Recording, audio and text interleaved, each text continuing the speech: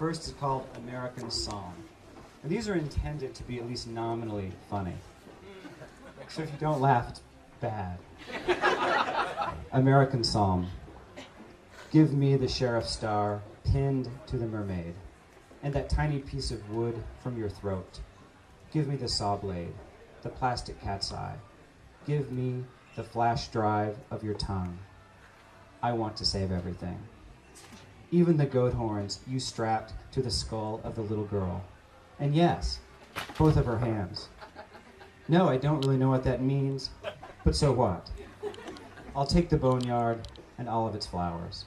I'll take the piss pot, the necklace of petal fire, and while I'm at it, I'll take the body's wafer. I'll take whatever breaks down beneath its own sad weight, whether it's this life or a bad party. Your pelt, your tangy twitch. You want my sandwich? Hey, get in line. This isn't the army, but I'll march, because I want your shoulder holster and your mouth of bullets.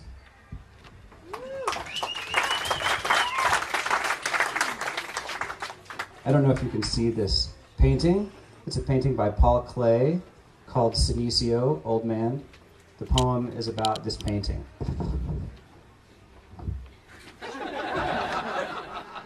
Even better, it's a true story. It was because my snot was frozen. It was because you spit out little chunks of H&H when I made that crack about the guy behind us in line with the slack eye. It was because it was droopy and red, in bad need of a nap. It was because he would pucker his lips every few seconds to blow a kiss to the cop on the horse.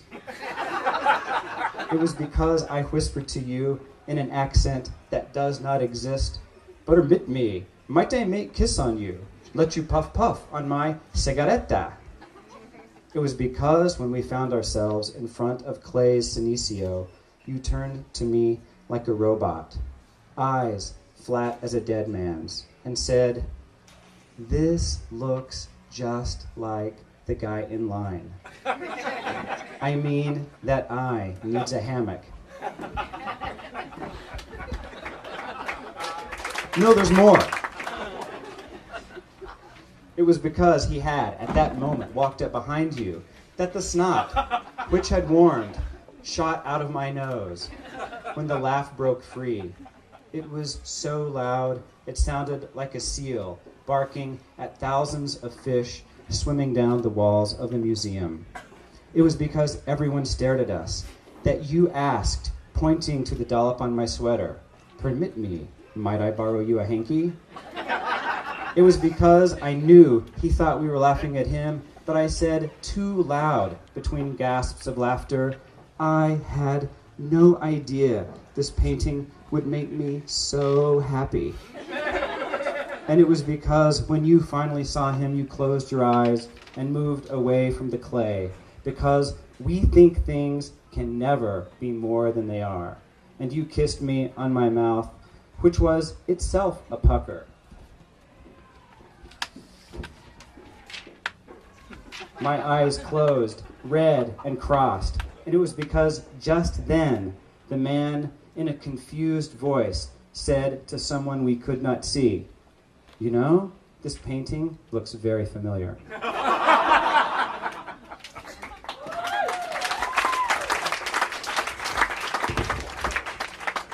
So by far the audience favorites of the poems in my book are poems about the lovable cartoon characters, or children's book characters, Frog and Toad.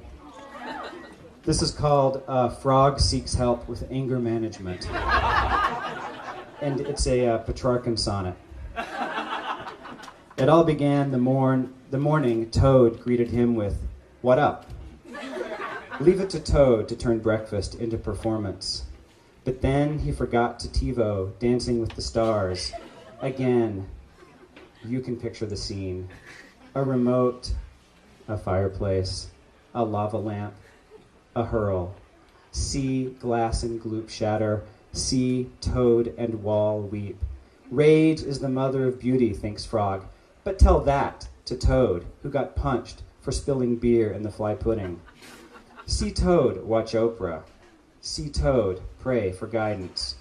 Hi God, it's me, Toad. The ecstatic conquest of the awful leads to salvation. Just ask Jesus. See the Christ's whipcord. See the Christ drive the taxman from the temple. Go ask Jesus about thaw and burn.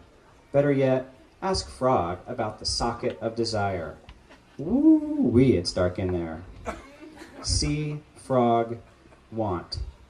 Rage is the stepson of ruin, the fuck buddy of sorrow. See Toad deal. See the peace that passeth. Tell Toad it's not about survival, but resurrection. All right, and two quick poems from a longer piece called A Genealogy of Unfinished Love Poems. The poems, if you can see, are unfinished. There's lots of blanks, sort of Mad Lib-like poems. And I will indicate the blanks by saying, you know, blank. Epistolary. Dear blank, I want to blank for lying to you about that home ec teacher. She meant nothing to me. And I need to come clean about the trapeze artist, the pool boy, your blank. What was I thinking? I hope you realize that I have forgiven you for pushing me into the blank of that classic scholar. She's ancient history. That's a little joke, but I'm not joking about how blank I feel. And your cousin Sophie, really. My mistake. And about the poem reader, all she did was blank my hand. Honest.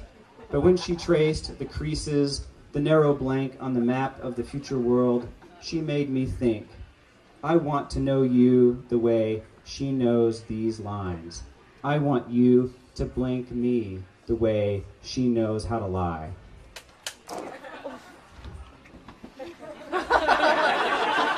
I'm sacrificing. One more quick one. Your feet are so blank. I don't care that they're webbed. You're my duck, my beautiful little duck. You can't imagine the ways I want to make you quack.